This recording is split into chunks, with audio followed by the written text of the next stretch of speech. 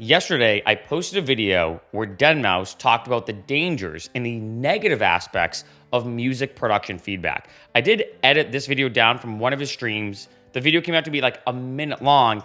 He did kind of scrape the surface in most of this video, right? Very, very quick video. And I have to be honest, he is 100% right. And this is something I definitely want to talk about. This is going to be a very kind of like open format, fireside chat style video, all about getting feedback on your music. I know it seems weird or random, but I gotta be honest, I think this is actually very important to understand the pros of feedback, but also the potential cons and the big implications this can have on you as a musician and as a producer, especially moving forward. And especially, of course, like most musicians and most artists out there, trying to get better with each release that you have. I do have some notes off to the side, like I said, so I might be going like back and forth here. But the first thing I want to talk about is one, of course, we can all agree feedback is good, but there is an asterisk on that. And that's why on this video, I do want to talk about, kind of address some of the quick points that Deadmau5 did bring up in that video and kind of embellish them, because everything he said I thought was completely spot on. Now, the first thing I want to talk about, and this is a big thing, is the fact that for a lot of artists, I'm going to be honest, of course, you start releasing music, you start making music. And for a lot of music producers out there, I think for a lot of them, they start to harp on constructive criticism. I'm going to be honest, I think this is a good thing, by the way, to start off, that I've never been a part of, I think, any industry, and I've been a part of a lot of industries, right? Not just the arts, but other industries as well, where people are so encouraging and almost trying to do whatever they can to get feedback on the thing that they're working on. I've never been a part of any industry where people are like, hey, rip whatever I just made, rip it apart and help me learn, right? I see that a lot, especially in the electronic music realm. Even more, when I used to be a jazz musician or a classical pianist or whatever. And I mean that in a good way, that people are so big on constructive criticism. And one thing that Deadmau5 started to bring up, right, in the beginning of that stream is that a lot of the people critiquing songs on Twitch, as you said, I see this a lot on YouTube as well, are giving really bad advice. 99% of them are giving really bad advice. This does bring up a couple other elements that I could touch upon in future videos, but I think it is tricky. Now, I'll tell you why. I think there's a couple of reasons why, because I think the intention is there, but I remember listening to this on Jordan Harbinger's podcast. Seems random, but I promise you this is super relevant. And that is, one of the most dangerous aspects of getting feedback or advice is people who think they know what they're talking about, but actually don't. And because the problem is, a lot of these people are super nice and they go into it with the right intentions, and they're not trying to be deceiving. They're not trying to be like, scammy or anything. In their mind, they genuinely think they're giving solid, good advice when actually they're completely out of their wheelhouse. And I hate to say it, I do agree with them. Now, granted, this is not true, right? I know it might sound hypocritical, because for me, I do post a lot of music production tutorials on this channel, and I've been producing for over like 10 years now, right? Gonna have a little sip of water. But it's one of those things where I have seen it, and it's been very interesting, where I have seen sometimes, for example, a stream or a video where the person submitting the song is a better producer. When I listen to their tracks, I'm like, oh, wow, this is like, no, I don't know what's up with my voice tonight, but the person submitting their track is a better producer when I listen to their song than the releases of the person critiquing them, right? And I'm like, this should be the other way around, right? Now, granted, we could argue that, on both sides of this equation or whatever, but I think the first thing I want to say is that it is true that for a lot of people out there who do critique other people's songs, some of them are very well equipped to do so. However, I think a big thing to kind of focus on, if you are looking to get feedback on your music, and of course a lot of beginning musicians are, is to make sure that the person getting feedback from, and it's kind of tough to tell at this point, but is a good producer. And it's one of these unique things when it comes to creativity, that the better you get at something, and I've said this before in other videos, the better you get at something, the worse you actually realize you are at it. I mean that in kind of a funny way. When I first started producing, I thought I was like decently well equipped to understand it. And the better I got, the worse I realized how bad my music actually was. And then, of course, it got to the point where I started to get better and better. I also noticed for me, in the beginning, I never really asked for feedback, because I was like, all right, I know what I'm doing. I don't have to put it on a forum or ask someone I know or whatever, like, hey, can you critique the song? So I'm like, oh, I'm a former classical pianist. I'm a former jazz saxophonist. I can figure this out. And then as I got better, I realized how bad I was. I'm like, okay, I definitely need feedback. And then I'd say for a good amount of my music production career, so to speak, I was getting feedback on every track. I'd send it to at least a couple friends, sometimes post it in a forum or other places. And then it got to the point where I just kind of stopped asking for feedback on my track, being honest. Now, granted, I think you should always get feedback. I'm not a perfect producer by any means, and I still believe in learning every single day. But it got to the point where I started to kind of just almost get feedback lightly here and there because I didn't have to like rely on it as much, right? And obviously there's this ebb and flow to it. But when it comes to getting feedback from other people, I think it's tough because a lot of people, and I have seen this in a very interesting way, that a lot of producers, I think, like say, and this kind of sounds kind of tough to say, I'm going to be honest, but like you've been producing for all your life and you just haven't made it yet, right? I think for a lot of musicians, the first level for them is quote unquote making it, in terms of making it, is being able to live off that music income. And I think if, let's say you don't, and let's say you're just putting out track after track, things are not clicking, there's a couple of different avenues you can go down. And I think for a lot of musicians, the one that they go down is teaching. They're like, hey, you know what?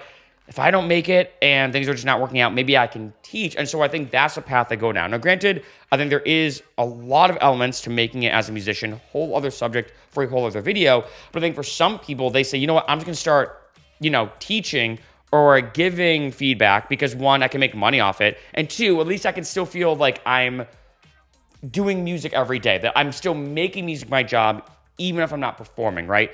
So I do want to address that because I think Deadmau5 did kind of touch upon that, and he is right. And even some people giving feedback, and he mentioned this on Twitch, for example, are not even using the right equipment, theoretically, to properly review your track. And if you can't hear it properly, how can you give proper feedback, right? And I think this is the first thing to keep in mind. And my best advice to people is, and you see this a lot, I mean, it's kind of tough to say, look at someone's kind of like history as a musician. Again, this is not always true, but I think a good amount. Look at someone's like history as a musician, especially if you're a beginner and you can't tell if they're a good producer or not. Look at their kind of like resume, so to speak, and then go from there. This is why if you got feedback advice from Deadmau5, from Skrillex, I know Virtual Riot reviews tracks. I know Jaws reviews tracks. I think Borgore does it sometimes. I'm not sure. I think Excellent Sound does it. Like if you look at all these really talented producers, that's a good stepping stone of being like, okay, like they've done all this, so of course they know what they're talking about. Sometimes it is tough to say.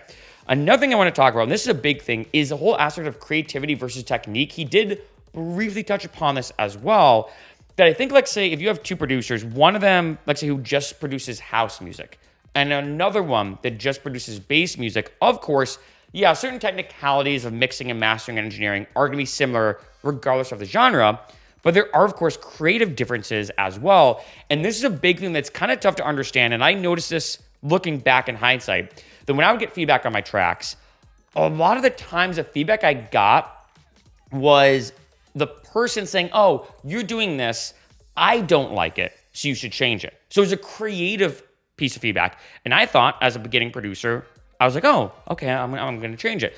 But looking back on it, it's not that what I was doing was necessarily wrong or bad or whatever. It's just that creatively, they just didn't like this one thing. And it makes sense. Like to a house producer, they might not like the heavy bass elements, and vice versa. Like say a bass producer might not like some of the too repetitive elements of house, so to speak, right? I'm just using that as a brief example. And I think there's very few producers out there, if I look at like the global producer scale, who can give accurate advice specifically to the genre without being biased.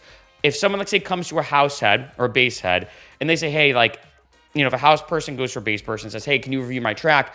And like say the bass person doesn't really care for house, there are producers out there who can kind of put their subjectivity aside and say, look, I'm gonna look at this track objectively as I can and just talk about the technique, right? And this is kind of tough to find, right? I think this is like a big, big issue, I think, when it comes to feedback, that too many people give feedback based off their creativity or what they only know in their genre. I've also heard of a lot of people who've gone to music production schools who've fallen into this, that let's say the music producer that they're with, who's supposed to be an expert, right, and stuff like that, who's giving them feedback, the feedback instead is just too based off their own biases, not really based off what the track actually needs. And this is a huge issue that you should be aware of. And granted, and what's kind of tough, is I kind of call this like a feedbackception, because I'm kind of giving like feedback about feedback right now in this video, is that it's tough, especially in the beginning, if you're actually getting good feedback or not. Looking back in hindsight, there's been times where I met music producers who gave me amazing feedback that I did not follow. There's been other times where a music producer gave me, in hindsight, horrible feedback that I happened to follow. And in the beginning, I was so new, I didn't really know. I couldn't tell the difference. And this is gonna sound like a weird side tangent, but I promise you it's relevant, is I remember learning that some doctors, or excuse me, I think all doctors, as part of their kind of medical curriculum in school, one of the classes they take is how to properly review a study, how to read like a medical journal and everything, of course, but how to properly review a study in terms of the efficacy or the validity of that study based off their protocols, right? Because let's say if you're a doctor, you review a new study that came out, but the protocols are horrible, you don't want to give the advice from that study because it's actually a bad protocol, or their testing structure was not up to scale. And you're like, all right, they're saying to do this, but I don't want to tell people that because the study itself was not done in the right way, right? Of course, if a study is done the right way and they suggest for people to do X, Y, and Z now based off new research, and you read it and it's actually good, then you know, okay, I'm going to give this advice now, right? Likewise, I think it's actually a huge skill set in the music production world to understand where you're getting good advice from and good feedback from and bad feedback from. Because for me, at this point now, I've been producing for about 10 plus years now, I can now tell if someone gives me feedback if it's actually good feedback that I should put towards the track or not. However, I think this is kind of tough because in the beginning, when you first start producing, this is probably where you need the feedback the most. But if you post it in a forum or something like that, it's tough to say if the feedback you're getting is actually good or not, because you're not good enough to know if that feedback is good or not, right? So it's kind of this like odd kind of paradox. And that's what I suggest to a lot of people: look at the person's resume. Or another big thing, let's say on a forum, sometimes a lot of forums do this where like next to their name, they'll have like almost like a ranking system or like a ranking thing. Sometimes going off that, I know it sounds weird, can be a good way. Now, granted, it's not 100% foolproof. At least you know that the advice you're getting should be coming from the right place of someone who is experienced. Another thing he brought up in that video, which again was super brief, so I know I'm like heavily embellishing on it, but these are all things that I've thought about when it comes to feedback, is he talked about the whole aspect of looking for something bad. And he briefly touched upon this, but it's such an important point that I've noticed for a lot of producers when they go to give feedback, especially on Twitch and YouTube and like social media or content creation type platforms, they go into it being like, okay, I'm going to target the bad thing in this track and just mention the bad thing. Or, and even mention this, so they give generic comments like, that was fire. Or I think he said the kick is too loud. Like they give very generic comments. And I think that the whole aspect of critiquing the bad things, one, like I said, way in the beginning of this video, I think that the intention is there to try to give good positive feedback. And for a lot of musicians, they, I think, usually want to hear what they should change. But I think it's important to look at both sides. It is important for a musician to hear, hey, your reverb on this part is excellent. Your melody is excellent, but your bass is too loud here or too quiet here. You should give kind of encouragement on the things you're doing right and disencouragement or bring up the things they're doing wrong, of course. I think the problem for a lot of people who give feedback, and I've seen this, and I hate to say it, and I might get some hate for this, maybe, I'm not sure, is I think, I hate to use this word, but I think it's a little bit of like an ego thing where I see some people when they give feedback kind of sit there, and I've seen this in videos where they're like, and they're like, oh, bro, your mixing isn't good enough. Your snare is not punching through the mix. And I think by only telling the person what they did wrong, I feel like they're almost kind of stroking their own ego by seeming like above them, right? I don't want to use the word condescending, but a little bit. And granted, I don't think they're going about this in a really bad or negative or malicious way, but I think it's like this kind of like ego thing of being like, oh, I know what I'm talking about, so I'm only going to tell you what you're doing wrong because I know better. And Deadmau5 did bring that up too, because sometimes when you listen to a really good track, you're like, wow, you know what? And there's been times where I've given feedback to some musicians where I listen to a track, I'm like, look, I don't know if I changed that much. Like, this sounds excellent. You did a great job here. You did a great job here. You did a great job here. This one thing I might tweak, but that could be a creative thing. And so I think a big other sign of knowing if someone's good at giving feedback or not is the way they talk about things, not just what they say, but how they say it. They might say, and this I've seen this from other talented musicians who give good feedback, saying, hey, this is more of a creative thing, but what about this, and this? Like I mentioned before about creativity versus technique. They'll even openly say, yeah, this is a bit of like a creative difference, but I might do the here. Then again, that's what I like. And if they're willing to be self-aware of that, that's a huge thing. Another thing is people giving feedback saying, look, you did this, and this excellent. If they almost go into it telling you all the things you did right versus all the things you did wrong, I think that's also another big thing. And another big thing I think coming along with this as well, and I think this is true when it comes to getting feedback, is also, and this is kind of a good thing to kind of finish off this video with, one of my best pro tips, and that is going to people when it comes to getting feedback who don't know anything about music.